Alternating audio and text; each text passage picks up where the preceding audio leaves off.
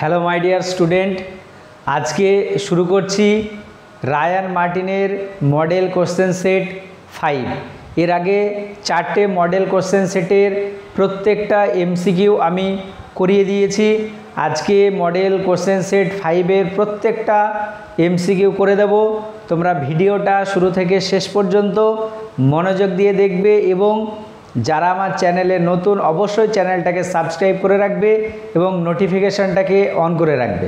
তাহলে দেখো, model question set 1-এর প্রথম যে কোশ্চেনটা আছে সেটা আমরা দেখব। কি বলেছে দেখো, একটি ধাতব দণ্ডের পরীক্ষালব্ধ দৈর্ঘ্য সেটা বলে দিয়েছে 24.8514 সেন্টিমিটার।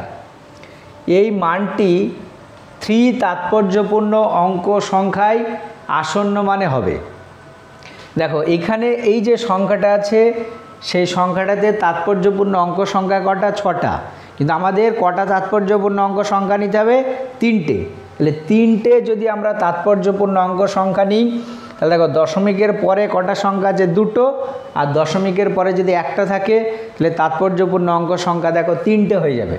তাহলে যদি 3টে তাৎপর্যপূর্ণ অঙ্ক সংখ্যা আমরা নিই তাহলে এই সংখ্যাটা হবে 24.8, তারপরে 5 আছে। আমরা জানি 5 বা তার থেকে যদি বড় হয় তাহলে আগের সংখ্যার সঙ্গে কী করতে হয়? 1 যোগ করতে হয়। তাহলে এটার সঠিক উত্তর হবে কোনটা? 24.9। এই সংখ্যাটাতে তাৎপর্যপূর্ণ অঙ্ক সংখ্যা দেখো কটা? 3টে। তাহলে এটার সঠিক উত্তর হবে দেখো অপশান ই, অর্থাৎ 24.9 সেন্টিমিটার। এটাতে তাৎপর্যপূর্ণ অঙ্ক সংখ্যা কটা আছে? 3টে। বোঝা গেল? তারপরে যে কোশ্চেনটা আছে দেখো, 0.05790 সংখ্যাটিতে তাৎপর্যপূর্ণ অঙ্ক সংখ্যা হলো। তাহলে দেখো, এই দশমিকের আগে 0 আছে, আবার তারপরেও 0 আছে। তাহলে এই জিরোগুলার কোনো তাৎপর্য নেই। তাহলে তাৎপর্যপূর্ণ অঙ্ক সংখ্যার সংখ্যা হবে এই কটা। তাহলে দেখো, এখানে 3টে আর 2টো 5টা। তাহলে এটাতে তাৎপর্যপূর্ণ অঙ্ক সংখ্যা কটা? 5টা। ঠিক আছে, সঠিক উত্তর কোনটা? Option B. 3 নাম্বার যে কোশ্চেনটা বলেছে কি, একটি পরীক্ষায় এ, বি, সি ও ডি এই 4টি রাশির শতকরা ত্রুটি যথাক্রমে 1%, 2%, 3% ও 4%।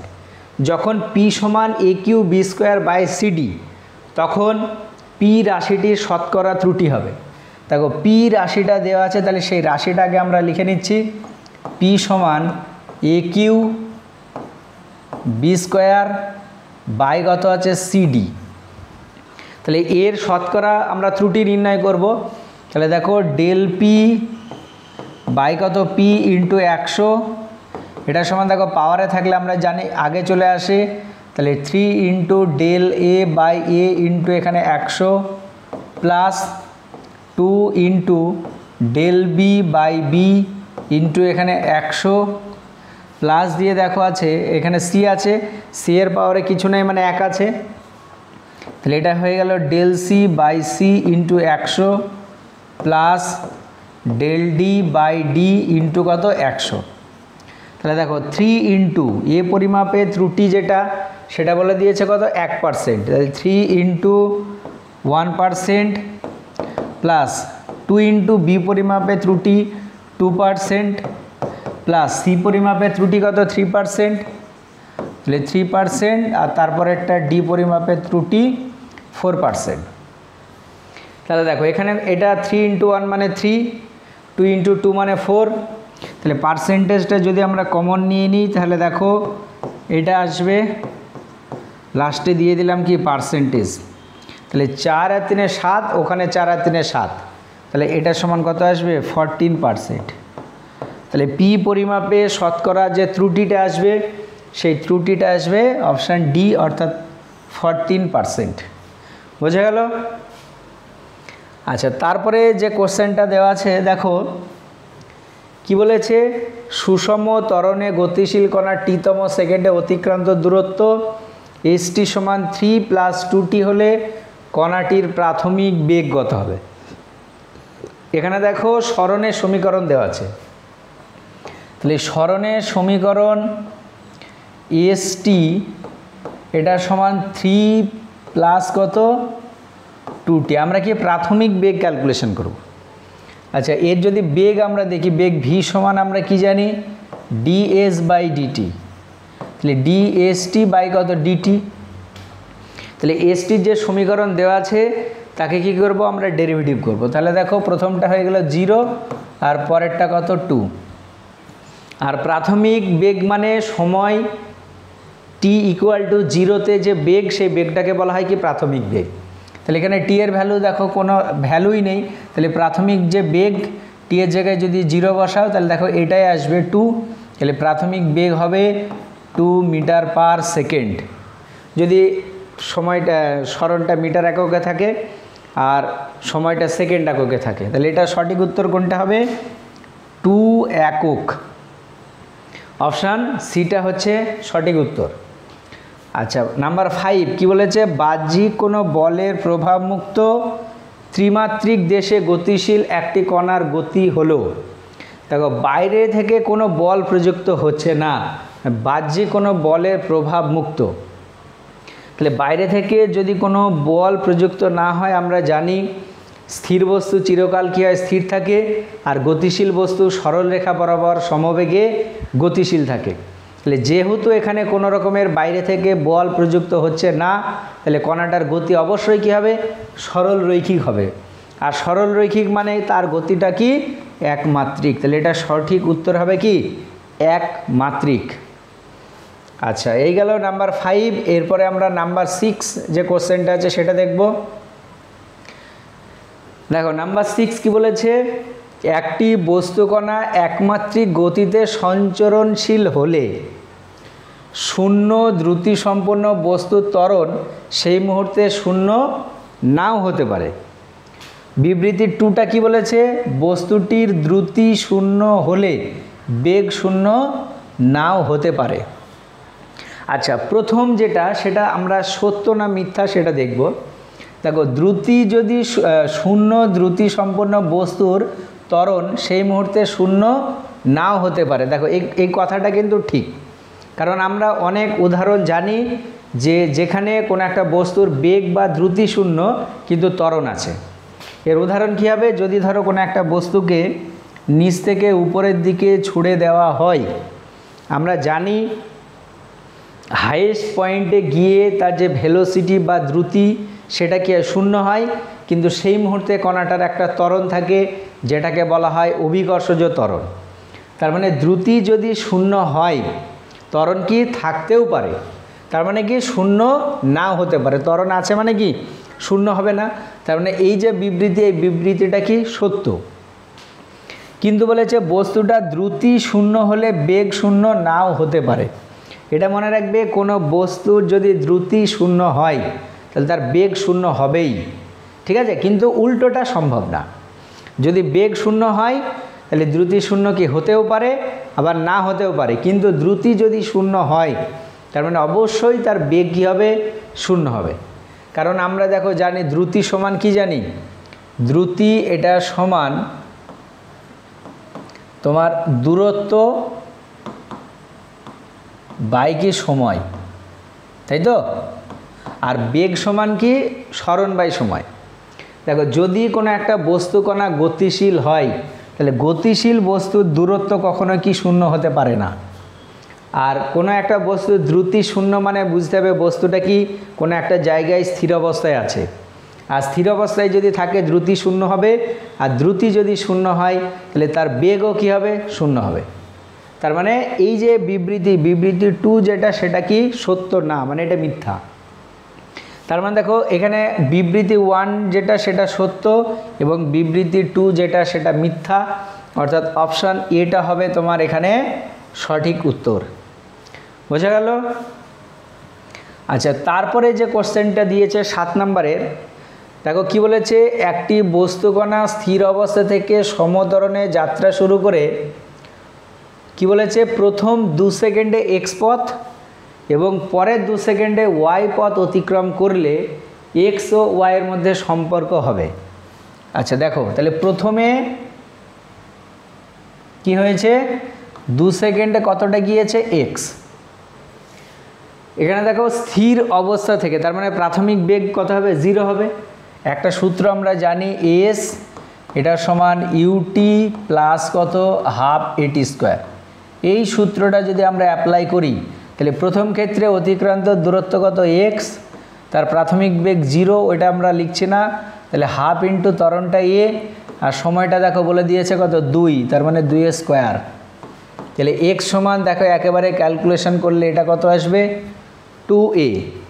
তাহলে এক্সের ভ্যালু কত? 2a।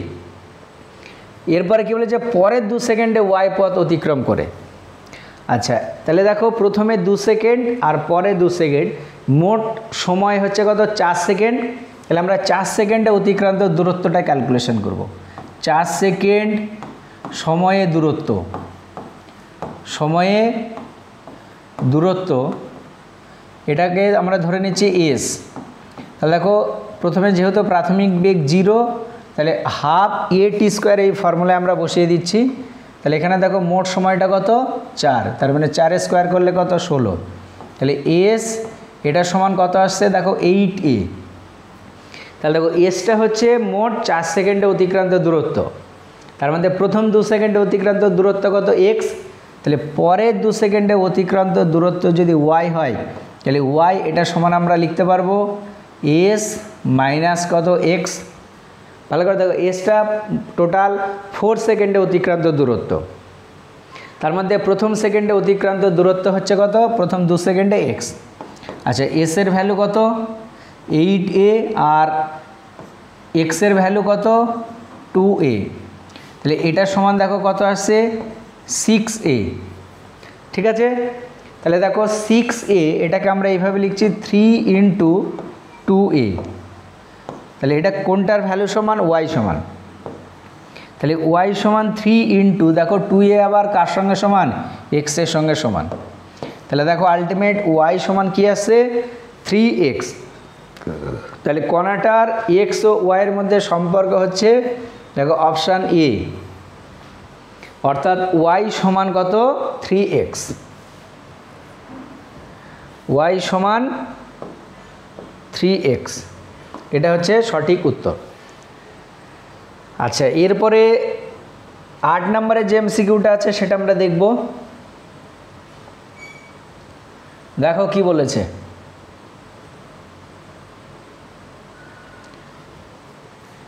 কোনো একটি মুহূর্তে 4টি কণা পি, কিউ, আর ও এস এর সরণ যথাক্রমে, দেখো এক্সের সরণ বলে দিয়েছে এটা এক্সপি সমান 3t square plus 5t minus 9, Q এর বলে দিয়েছে 5tq plus 9t square minus 3t plus কত? 6, আর আর এর কী বলে দিয়েছে? এইটা 5 sin 60 degree minus 3 cos 30 degree plus কত? 7। এসের বলে দিয়েছে এইটা এদের মধ্যে কোনটি অসম ত্বরণে গতিশীল। আচ্ছা, অসম ত্বরণ মানে ত্বরণটা পরিবর্তন হবে, মানে ত্বরণটা ধ্রুবক না।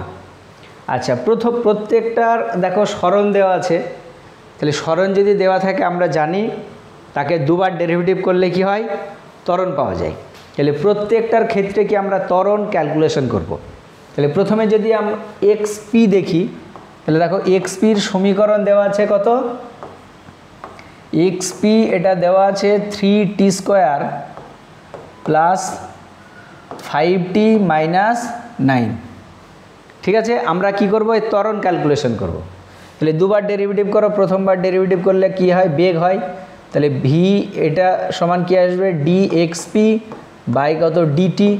তাহলে এটা সমান দেখো 3 দুগুণে 6 টি প্লাস কত? 5, ওটা 0 হয়ে গেল। ত্বরণ এ এটা সমান কত আসবে? ডি ভি বাই কত? ডিটি। তাহলে এটা সমান কত? 6। তাহলে দেখো ত্বরণের যে ভ্যালু, সেই ত্বরণের ভ্যালুটা কি? 6। মানে এই ত্বরণটা দেখো সময়ের উপর নির্ভরশীল না, মানে সময়ের ভ্যালু যাই হোক না কেন ত্বরণের ভ্যালুটা কি হবে? এইটা হবে। তার মানে এই যে ত্বরণ, সেই ত্বরণটা হচ্ছে কি? সুষম ত্বরণ, মানে ত্বরণের ভ্যালু ওইটাই থাকবে। আচ্ছা, কিউ এর যদি দেখি তাহলে কিউ এর সমীকরণ কি দিয়েছে? X Q. তাহলে এক্স কিউ এটা সমান আছে 5 T Q plus 9 T square minus 3t plus কত 6। তাহলে প্রথমে আমরা ভি কিউ ক্যালকুলেশন করব। তাহলে ডি এক্স কিউ বাই কত ডিটি, এটা সমান দেখো 3 5 15 টি স্কোয়ার প্লাস 9 দোকানে 18t আর মাইনাস এটা কত আসবে 3। আচ্ছা, এটা কি পেলাম আমরা? ভেলোসিটি পেলাম কিউ এর। তাহলে কিউ এর যদি আমরা ত্বরণ ক্যালকুলেশন করি এ কিউ, তাহলে এটা দেখো কি আসবে ডি ভি কিউ বাই কত ডিটি। তাহলে এটা দেখো 30t প্লাস কত 18। এবার দেখো কিউ এর যে ত্বরণের রাশিমালাটা আমরা পেলাম, সেই ত্বরণটা কিন্তু সময়ের উপরে নির্ভরশীল। অর্থাৎ সময়ের ভ্যালু যদি বিভিন্ন রকমের হয়, তাহলে ত্বরণের ভ্যালুটাও কী হবে? বিভিন্ন রকমের হবে। তার মানে এই যে কিউ, সেই কিউ এর ত্বরণ সেটা সময়ের সঙ্গে কি পরিবর্তনশীল। মানে এর যে ত্বরণ, সেই ত্বরণটা সুষম না। সুষম না মানে কি? অসম ত্বরণ। তাহলে এখানে কোন কণাটা অসম ত্বরণে গতিশীল? সেটা হচ্ছে কিউ। দেখো প্রথমে পিটাকে আমরা ক্যালকুলেশন করেছি, পি এর তোমার অসম ত্বরণ হয়নি, সুষম ত্বরণ হয়েছে। তাহলে এখানে দেখো একটা অপশানে কি পি, তাহলে পিটা এটা হবে না। এবার দেখো পি এবং কিউ, তাহলে যেহেতু পিটা না, তাহলে পি এবং কিউটাও হবে না। তার মানে এটা সঠিক উত্তর কোনটা হবে? অপশান সি, অর্থাৎ কিউটা অসম ত্বরণে গতিশীল। তারপরে 9 নম্বরের যে কোশ্চেনটা আছে দেখো, একটি বস্তুকে খাড়া উপরের দিকে ছোড়া হলো, বস্তুটির দ্রুতি দেখো বলে দিয়েছে কি ভি এবং সময় টি এর লেখ হবে বায়ুর বাধা কি উপেক্ষণীয়। আচ্ছা দেখো, আমরা জানি কোনো একটা বস্তুকে যদি উপরের দিকে ছুড়ে দেওয়া হয়, আচ্ছা এখানে কি বলেছে? খাড়া উপরের দিকে ছোড়া হলো। তাহলে যত উপরের দিকে ওঠে তার যে দ্রুতি বা বেগ সেটা আস্তে আস্তে কি কমতে থাকে, হাইয়েস্ট পয়েন্টে গিয়ে 0 হয়। তারপরে যখন আবার নামতে থাকে দ্রুতি সেটা আস্তে আস্তে কী হয়? বৃদ্ধি পায়। আচ্ছা এবার দেখো, তাহলে একেবারে যখন খাড়া উপরের দিকে ছোড়া হলো, যত সময় যাচ্ছে তার বেগটা আস্তে আস্তে কি কমছে। তার মানে শুরুতে সব থেকে বেশি ছিল। তাহলে এই যে চারটে, সেই চারটের মধ্যে শুরুতে সব থেকে বেশি কোনটা? দেখো এটা শুরুতে সব থেকে বেশি, এটাও বেশি, কিন্তু এটা বেগের মানটা দেখো পরিবর্তনই হচ্ছে না। আমরা জানি কোনো একটা বস্তুকে উপরের দিকে ছুড়ে দিলে বেগের মানটা শুরুতে সব থেকে বেশি হয়, যত উপরে যায় আস্তে আস্তে কমে। তাহলে শুরুতে সব থেকে বেশি, তারপরে আস্তে আস্তে কমলো, তার মানে হাইয়েস্ট পয়েন্টে গেল, বেগ 0 হলো, তারপরে দেখো আবার আস্তে আস্তে কী হবে? বৃদ্ধি পাবে, এরকম চলবে। দেখো এটা কি বলেছে? দ্রুতি বলে এই লেখচিত্রটা এরকম হলো, কিন্তু দ্রুতি না বলে যদি বেগ বলতো, তাহলে বেগ বললে লেখচিত্রটা কিন্তু অন্যরকম হবে। যদি বেগ বলতো তাহলে লেখচিত্রটা কীরকম হতো? এইরকম। এই বরাবর কি আছে? বেগ, আর এই বরাবর হচ্ছে সময়টি। যদি দ্রুতি বলে তাহলে এরকম উপর থেকে, মানে ভেলোসিটি প্রথমে সব থেকে বেশি একটা জায়গায় 0 হলো, আবার যখন নামবে আস্তে আস্তে কি বেশি হবে। এবার দেখো আমরা জানি দ্রুতি হচ্ছে কী রাশি? স্কেলার রাশি। ওই জন্যে ওর শুধুমাত্র কি আছে? মান আছে, কিন্তু কোনো অভিমুখ নেই। যখন নিচ থেকে উপরে উঠলো আস্তে আস্তে কমলো, হাইয়েস্ট পয়েন্টে 0, তারপরে যখন আবার নামছে আবার বৃদ্ধি পাচ্ছে, মানে উপরের দিকে উঠলো। কিন্তু যদি বেগ হতো, আমরা জানি দেখো বেগটা কী রাশি? ভেক্টর রাশি। তাহলে যখন বেগ বস্তুটা উপরের দিকে উঠছে, বেগের মানটা যদি পজিটিভ হয়, তাহলে ও যখন উপর থেকে নিচের দিকে নামবে বেগটা কী হবে? নেগেটিভ হবে। তাহলে নেগেটিভ যেহেতু বেগ, ওই জন্য পরের ক্ষেত্রে এই লেখচিত্রটা কীরকম হবে? নিচের দিকে। এটাও কিন্তু পরীক্ষায় আসতে পারে, ভালো করে মনে রাখবে, এটা খুবই গুরুত্বপূর্ণ একটা লেখচিত্র। কোনো বস্তুকে যদি নিচ থেকে উপরের দিকে ছুড়ে দেওয়া হয়, তাহলে মাটিতে পড়া পর্যন্ত তার বেগ সময় লেখচিত্র কোনটা? এটা। আচ্ছা তারপরে যে কোশ্চেনটা আছে আমরা সেটাই চলে যাব। দেখো কি বলেছে? দুটি গতিশীল কণার সরণ সময় লেখচিত্র এক্স অক্ষের সঙ্গে যথাক্রমে কি বলেছে? 30 ডিগ্রি এবং 45 ডিগ্রি কোণ উৎপন্ন করে।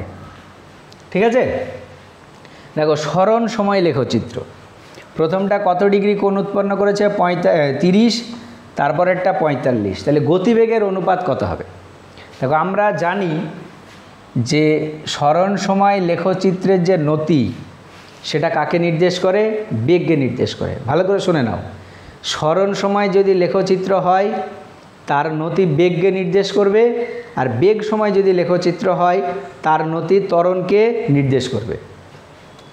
এবার এখানে যে লেখচিত্রটা কার সঙ্গে কার? সরণের সঙ্গে সময়ের।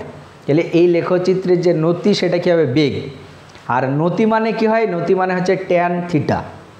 তাহলে দেখো প্রথম কণাটার যে বেগ সেটাকে আমরা ধরে নিচ্ছি v1, তাহলে এটার সমান কত আসবে? Tan 30 degree. নতি মানে কি? ট্যান। দেখো আমি লেখচিত্র থিওরি ক্লাস করিয়ে দিয়েছি, সেখানে প্রত্যেকটা ব্যাখ্যা করা আছে, থিওরি ক্লাসগুলো অবশ্যই ভালো করে দেখবে। তাহলে এটা হলো প্রথম কণাটার বেগ, তাহলে এটার সমান দেখো কত আসবে? 1/√3। আর দ্বিতীয় কণাটার যে বেগ v2, এটা দেখো কত আসবে? Tan 45 degree. কারণ এখানে কোণের মানটা কত? 45 ডিগ্রি বলা আছে। তাহলে যদি আমরা অনুপাত করি, আচ্ছা এটার ভ্যালু কত হবে? 1। তাহলে অনুপাত মানে v1 বাই কত? v2। তাহলে এটা দেখো 1 কত? √3, আর নিচে আবার এটা দেখো 1। তাহলে দেখো v1:v2, এটা সমান কত আসবে? 1:√3। তাহলে দেখো অপশান ডি যেটা সেটা হবে সঠিক উত্তর। আচ্ছা, তারপরে যে কোশ্চেনটা আছে সেটাই আমরা চলে যাব। 11 নম্বর কি বলেছে? একটি কণার গড় বেগ ও তাৎক্ষণিক বেগ সমান হলে বস্তুটি ড্যাশ গতিশীল হবে। আচ্ছা দেখো এখানে অপশান কি দেওয়া আছে? সমবেগ, অসমবেগ, সমত্বরণ, অসমত্বরণ। দেখো গড় বেগ আর তাৎক্ষণিক বেগ এটা কাকে বলে আমরা আগে একটু দেখব। দেখো গড় বেগ মানে হচ্ছে কোনো একটা বস্তু দ্বারা মোট অতিক্রান্ত সরণ বাই কি মোট সময়।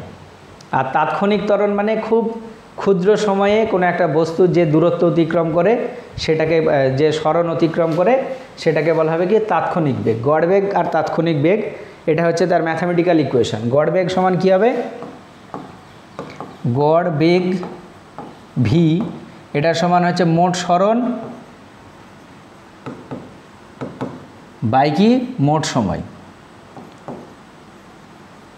বা গড় বেগ তুমি এটাও ক্যালকুলেশন করতে পারো এইভাবে যে দুটো বেগের যোগফল তাকে 2 দিয়ে কি ভাগ। এবার দেখো যেহেতু কণাটার গড় বেগ ও তাৎক্ষণিক বেগ কি সমান, তাহলে দেখো আর তাৎক্ষণিক বেগ ভি এটা সমান আমরা কি জানি? ds/dt।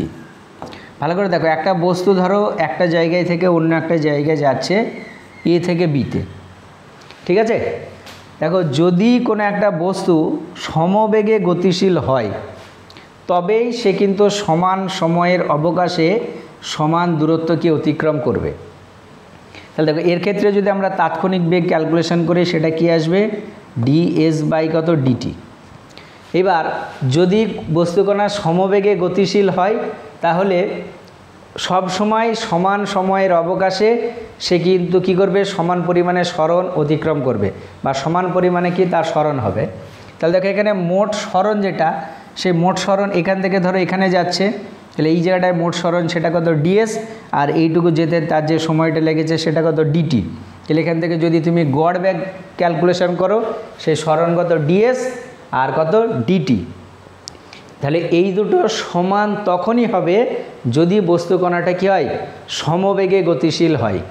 আর সমবেগে যদি কোনো বস্তুকণা না গতিশীল হয় তাহলে একই সময়ে বা একটা নির্দিষ্ট সময়ে সব সময় কিন্তু সে সমান পরিমাণে সরণ অতিক্রম করবে না কখনোই। দেখো যদি তোমার অসমবেগে যায়, বেগ মানে কি? প্রথমে বেগটা হয়তো কম পরে বেশি, বা প্রথমে বেশি পরে কম। তাহলে সেক্ষেত্রে সমান সময়ে সে কিন্তু সমান দূরত্ব অতিক্রম করবে না, তখন গড় বেগ আর তাৎক্ষণিক বেগও কি সমান হবে না। যদি সমত্বরণে গতিশীল হয়, ত্বরণ মানে কি? তার বেগটা আস্তে আস্তে বৃদ্ধি পাচ্ছে, সেখানেও দেখো সমান সময়ে সমান ক্ষেত্রফল এই সমান দূরত্ব অতিক্রম করবে না। তাহলে এটা মনে রাখবে, কোনো একটা বস্তুকণা যদি সমবেগে গতিশীল হয় তবেই কিন্তু তার গড় বেগ আর তাৎক্ষণিক বেগ সমান হবে, তাছাড়া কখনোই সেটা সমান হবে না। তাহলে এটা সঠিক উত্তর হবে কোনটা? সমবেগে গতিশীল হবে। আচ্ছা, এই যে কোশ্চেনটা আছে দেখো, দুটি বলের লব্ধির সর্বোচ্চ ও সর্বনিম্ন মানের অনুপাত কত? 7:4 হলে বল দুটির মানের অনুপাত কত হবে? তাহলে দেখো, আমরা জানি দুটি বলের যে সর্বোচ্চ মান, দেখো কি বলেছে সর্বোচ্চ মানে আমরা কি জানি, তার যোগফলটাই হচ্ছে সর্বোচ্চ মান, আর সর্বনিম্ন মান হচ্ছে বিয়োগফলটা। তাহলে দেখো সর্বোচ্চ মানে a প্লাস বি, আর সর্বনিম্ন কখন হয় a মাইনাস বি। এটার সমান কত বলে দিয়েছে? 7/4। এরকম টাইপের প্রবলেম এর আগেও আমরা একটা মডেল কোশ্চেন সেটা করেছিলাম। দেখো, দুটি বলের লব্ধির সর্বোচ্চ মান, যেখানে বল বলে দিয়েছে আমরা, তাহলে ওটাকে এফই লিখি, ঠিক আছে? তাহলে দুটো বল, তাহলে প্রথমটা তুমি ধরে নাও F1 আর পরেরটা কত? F2। তাহলে এটা হচ্ছে সর্বোচ্চ, আর সর্বনিম্ন কোনটা হবে? F1 মাইনাস কত? F2। এটার সমান দেখো বলে দিয়েছে কত? 7/4। ওটাকে এ আর বি ধরলেও হবে, কোনো অসুবিধা নেই। এটাকে যদি আমরা কোনাকুনি গুণ করি, এটাকে আগে গুণ করি, তাহলে 7F1 মাইনাস 7F2, এটার সমান কত আসবে? 4F1 প্লাস কত? 4F2। আচ্ছা, F1টাকে যদি এই দিকে নিয়ে আসে তাহলে মাইনাস হয়ে যাবে। তাহলে 7F1 থেকে 4F1 বাদ দিলে 3F1, আর এটা ওই দিকে গেলে প্লাস, মানে 11F2। আমাদেরকে অনুপাত বার করতে বলেছে, অর্থাৎ F1 বাই কত? F2, এটার সমান কি আসছে? F1 11 বাই কত? 3। তাহলে এটার সঠিক উত্তর হবে কি? 11:3। তাহলে অপশান ডিটা হচ্ছে কি সঠিক উত্তর। আচ্ছা, তারপরে যে কোশ্চেনটা আছে দেখো কি বলেছে, এ ও বি হলো দুটি একতলীয় ভেক্টর। একতলীয় ভেক্টর কাকে বলে? যদি দুটো ভেক্টর একই তলে অবস্থিত হয়, বা অনেকগুলো ভেক্টর যদি সবাই একই তলে অবস্থিত হয়, সেটা সমান হতে পারে, বিপরীতমুখী হতে পারে, অসমান হতে পারে, কিন্তু একই তলে যদি অবস্থিত হয় তখন সেটাকে বলা হবে কি? একতলীয় ভেক্টর। তাহলে এখানে দেখো দুটি এ আর বি হচ্ছে কি একতলীয় ভেক্টর। তারপরে কি বলেছে? অন্য একটি ভেক্টর সি অন্য একটি তলের উপর অবস্থিত। এক্ষেত্রে ভেক্টর তিনটির লব্ধি। দেখো এখানে দুটো ভেক্টর, একটা ধরো এ এই দিকে আছে, আর একটা বি ধরো এই দিকে আছে, আর অন্য আর একটা ভেক্টর কি তুমি ধরে নেবে এখানে একটা তল কল্পনা করে নাও, এই যে তল, সেই তলে সি ভেক্টরটা আছে। তাহলে অন্য একটা তলে যদি কোনো ভেক্টর থাকে, তাহলে সেই তিনটে বলের লব্ধি কখনো কি শূন্য হতে পারে না বা শূন্য হবে না। আমরা দেখেওছি যে স্থিতিবিজ্ঞান বা স্ট্যাটিক্সে যে তিনটি একতলীয় বলের বা তিনটি একই তলে অবস্থিত ভেক্টর যদি থাকে, তাহলে তাদের লব্ধি শূন্য হওয়া সম্ভব যদি ওই ল্যামির যে উপপাদ্য আমরা দেখেছিলাম, যে কোনো একটা বল আর অন্য দুটো বলের মধ্যবর্তী কোণের সাইনগুলো কী হয়, মানে সাইনের অনুপাত যদি পরস্পর সমান হয়, তাহলে তখন সেই তিনটি একতলীয় বলের ক্রিয়ায় কোনো একটা বস্তু কি সাম্য অবস্থায় থাকবে, আর সাম্য অবস্থায় থাকবে মানে তার উপরে লব্ধি বল যেটা, সেটা কি শূন্য হবে। কিন্তু এই যে কেসটা, এই কেসটার ক্ষেত্রে দেখো এ আর বি একই তলে অবস্থিত, কিন্তু সিটা কি অন্য একটা তলে অবস্থিত। তাহলে সেক্ষেত্রে ভেক্টর তিনটির লব্ধি কখনোই কি শূন্য হবে না। তাহলে শূন্য হবে না, ঠিক আছে। লব্ধি শূন্য মানে কি, তার উপরে মোট প্রযুক্ত বল বা মোট ভেক্টরটা কী হবে? শূন্য হবে, যেটা আলাদা তলে আছে, সেজন্য এটা সম্ভব না। আচ্ছা, তারপরে যেটা আছে দেখো, এ ও বি দুটি ভেক্টর হলে এ ক্রস বি ও বি ক্রস এ এর মধ্যবর্তী কোণ হবে। আচ্ছা দেখো, আমরা জানি ভেক্টরের যে ক্রস প্রোডাক্ট বা ক্রস, সেটা কী রাশি? একটা ভেক্টর রাশি। দেখো এইদিকে একটা ভেক্টর আমরা নিলাম এ, আর এইদিকে একটা ভেক্টর নিলাম কি বি। তাহলে এ ক্রস বি যেটা, দেখো এ ক্রস বি এটা একটা কী রাশি? ভেক্টর রাশি। আমরা জানি ভেক্টর রাশি হলে তার মান থাকবে, সেই সঙ্গে সঙ্গে কি থাকবে? অভিমুখ থাকবে। তাহলে দেখো এ ক্রস বি এটা যদি ভেক্টর হয়, নিশ্চয়ই তার অভিমুখ থাকবে। সেই অভিমুখটা কোন দিকে হবে? নিয়মটা ভালো করে শোনো। এর দিক থেকে 4টে আঙুল করে যদি আমরা বি এর দিকে ঘোরাই, দেখো যেহেতু এ ক্রস বি আছে ওই জন্য আমরা এর দিক থেকে বি এর দিকে কি 4টে আঙুলকে ঘোরাচ্ছি। তাহলে তুমি এ দিক থেকে বি এর দিকে 4টে আঙুলকে ঘোরাও, তাহলে বুড়ো আঙুল যেদিকে থাকবে সেটাই হবে কি এ ক্রস বি এর অভিমুখ। তাহলে বুড়ো আঙুল যেটা সেটা এই যে তলটা আছে সেই তলের রেসপেক্টে দেখো কি উপরের দিকে, আউটওয়ার্ড ডিরেকশান। তাহলে এ ক্রস বি এর ডিরেকশান এই যে তল, সেই তলের সাপেক্ষে কি উপরে। এবার যদি আমরা বি ক্রস এটা দেখি, ভালো করে দেখো বি ক্রস এ, তাহলে বি ক্রস এ এটাও কী রাশি? একটা ভেক্টর রাশি। তাহলে এর অভিমুখ কোন দিকে হবে? এর অভিমুখ হবে বি থেকে এর দিকে 4টে আঙুলকে ঘোরালে যেদিকে হবে। আচ্ছা দেখো বি এই দিকে, এ এই দিকে, 4টে আঙুলকে ঘোরাও, ডান হাতের ঘোরাতে হবে এবং 4টে আঙুলকে কি তালুর দিকে ঘোরাতে হবে। তাহলে যদি আমরা 4টে আঙুলকে এইভাবে তালুর দিকে ঘোরাই তাহলে দেখো বি ক্রস এ, তাহলে বুড়ো আঙুল যেটা সেটা কি ডাউনওয়ার্ড ডিরেকশান বা তলের রেসপেক্টে কি নিচের দিকে থাকছে। তাহলে এ ক্রস বিটা তলের সাপেক্ষে উপরে আর বি ক্রস এটা তলের সাপেক্ষে নিচে, তার মানে একটা আর একটার কি বিপরীত অভিমুখে কাজ করছে। তার মানে তাদের মধ্যবর্তী যে কোণ সেই কোণটা কত হবে? 180 ডিগ্রি। আর 180 মানে দেখো সেটা কত? পাই। আমরা জানি পায়ের মান কত? 180। তাহলে এটা সঠিক উত্তর হবে কোনটা? ডি, পাই। আচ্ছা এরপরে 15 নম্বরের যে কোশ্চেনটা আছে কি বলেছে দেখো, একটি বস্তুকে ভূমি থেকে ভি ভেক্টর সমান 3i cap plus 10j cap metre per second বেগে নিক্ষেপ করা হলো, বস্তুটির সর্বাধিক উচ্চতা কত? জি এর ভ্যালু বলে দিয়েছে। আচ্ছা এই রকম টাইপের অঙ্ক বা এই অঙ্কটাই মনে হয় দেখো অন্য একটা মডেল কোশ্চেন সেটে আমরা পেয়েছিলাম।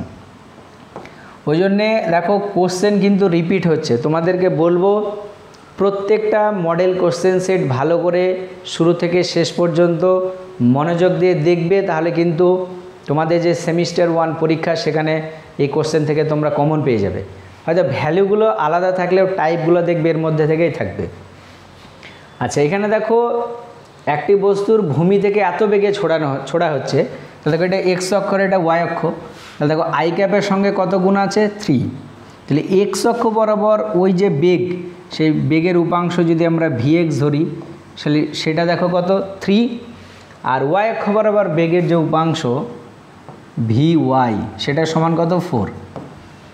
তাহলে দেখো ওয়াই অক্ষ যেটা সেটা কি উলম্ব বরাবর আছে, আর ওই বস্তুটাকে উলম্ব বরাবর তুলতে সাহায্য করছে কোন বেগটা? V Y বেগটা। আর উলম্ব বরাবর যদি কোনো একটা বস্তু উপরের দিকে ওঠে তাহলে তার উচ্চতার যে ফর্মুলা, সেই উচ্চতা এইচ, এটা সমান ফর্মুলা হবে ভি স্কোয়ার বাই কত? 2g। দেখো আমরা এই ফর্মুলায় বসাতে পারবো যে ভি স্কোয়ার সমান ইউ স্কোয়ার প্লাস 2। আচ্ছা যেহেতু উপরে উঠছে মাঝখানে মাইনাস 2gh একটা ফর্মুলা আমরা জানি। এবার যেহেতু কণাটা উপরে উঠছে তাহলে তার হাইয়েস্ট পয়েন্টে ভেলোসিটি কত? 0।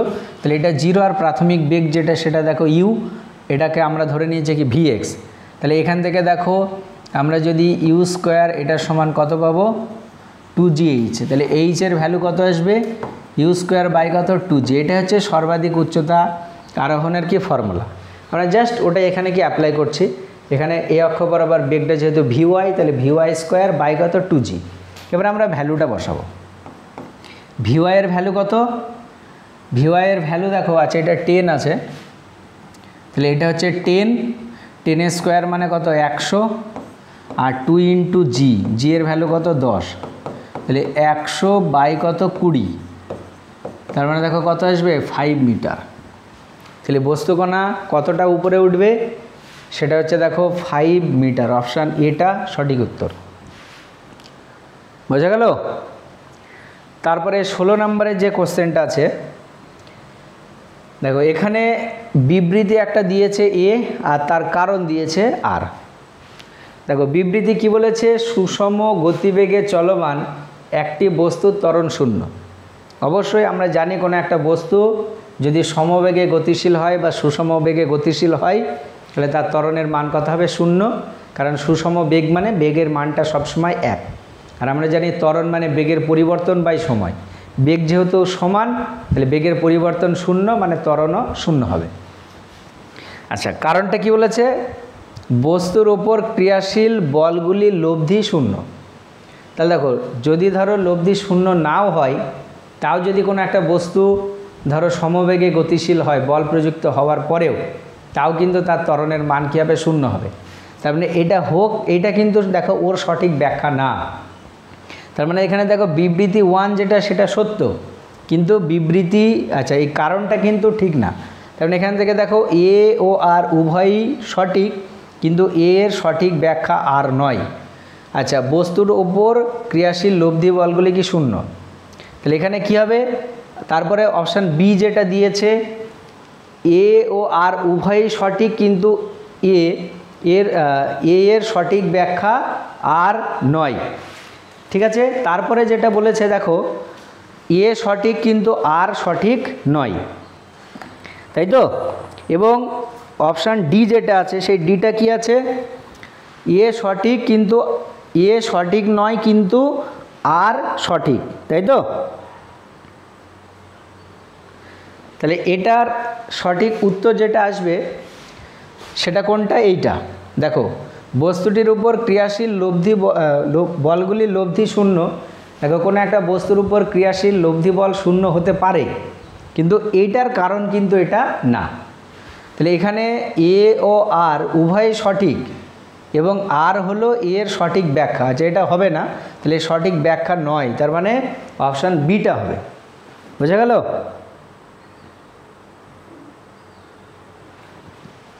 আচ্ছা, এখানে আর একটাও দেখো যে এ সঠিক কিন্তু আর সঠিক নয়, বস্তুটির ওপর ক্রিয়াশীল বলগুলি লব্ধি শূন্য। আচ্ছা, এখানে সমবেগ এইটার কারণ হিসেবে এটা বলছে যে যেহেতু কারণটা কি বলছে? সুষমবেগে গতির, যে ওর উপরে ক্রিয়াশীল লব্ধি বলগুলো বা ক্রিয়াশীল বলগুলোর যে লব্ধি সেটা শূন্য। দেখো, আমরা জানি কোনো একটা বস্তুর উপর ক্রিয়াশীল লব্ধি বল শূন্য না হলেও কিন্তু সে সমবেগে গতিশীল হতে পারে। তার মানে ওইটার সঠিক কারণ কিন্তু এটা না। তাহলে এ সঠিক কিন্তু আর সঠিক নয়, তাহলে এইটা হবে রাইট অ্যান্সার। বোঝা গেল? অপশান সিটা। আচ্ছা, এরপরে 17 নম্বরের যে অঙ্কটা আছে সেটা দেখব আমরা। এই অঙ্কটাও দেখো এর আগে আমরা করেছিলাম। আচ্ছা, একটা ছবি দিয়েছে এরকম। প্রথমে এখানে একটা বস্তু আছে, এই বস্তুটা হচ্ছে বি, আর এখানে একটা বস্তু আছে, এই বস্তুটা হচ্ছে এ। এটাকে বলে দিয়েছে কত? 3 কেজি, আর এটা বলা আছে 2 কেজি। এর উপরে একটা বল প্রযুক্ত হচ্ছে, সেই বলটা হচ্ছে কত? 5 নিউটন। Question number 70। দেখো, এর উপরে যখনই 5 নিউটন বল প্রযুক্ত হবে, একে একটা বল দেবে, এও একে একটা কি প্রতিক্রিয়া বল দেবে। সেই প্রতিক্রিয়া বলটাকে আমরা ধরে নিচ্ছি কত? এন। আচ্ছা, কোশ্চেনে যেটা জানতে চেয়েছে যে 3 কেজি ভরের ব্লকে 5 নিউটন অনুভূমিক বল প্রয়োগ করা হলে 2 কেজি ভরের ব্লকটি কত বল অনুভব করবে। তাহলে 2 কেজি ভরের ব্লকটা যে বলটা অনুভব করছে সেটা কি? এন। এনের যে ফর্মুলা সেটা আমরা কি জানি? সেটা হচ্ছে এই বস্তুটার যে ভর, সে ভর দেখো কত? 2 ইন্টু এর উপরে প্রযুক্ত যে বল, সে বল বাই কি ভর দুটো যোগফল। তাহলে ভর দুটো দেখো, একটা আছে 3 কেজি আর একটা হচ্ছে 2 কেজি। তাহলে 2 ইন্টু 5 বাই নিচে কত? 5। এটা কেটে যাচ্ছে। তাহলে আলটিমেট দেখো এনের যে ভ্যালু সেটা কত আসছে? 2 নিউটন। তাহলে এটার সঠিক উত্তর হবে কোনটা? 2 নিউটন। বোঝা গেল? এ হচ্ছে মডেল কোশ্চেন সেট 5-এর 1 থেকে 17 পর্যন্ত এমসিকিউ। আজকের ভিডিও এই পর্যন্তই। আর যারা আগের ভিডিওগুলো দেখোনি তাদেরকে বলবো অবশ্যই দেখে নেবে। নেক্সট পার্টে এর পরে যে 18টা এমসিকিউ আছে সেগুলো করিয়ে দেব। ঠিক আছে? আর যারা আমার চ্যানেলে নতুন তাদেরকে বলবো অবশ্যই চ্যানেলটাকে সাবস্ক্রাইব করে আমার পাশে থাকো, এবং এতে তোমাদের এই যে রায়ান মার্টিনের কোশ্চেন ব্যাংকের যে সলিউশন, সাবস্ক্রাইব এবং নোটিফিকেশান অন করে রাখলে তোমরা সঙ্গে সঙ্গে ভিডিওটা পেয়ে যাবে।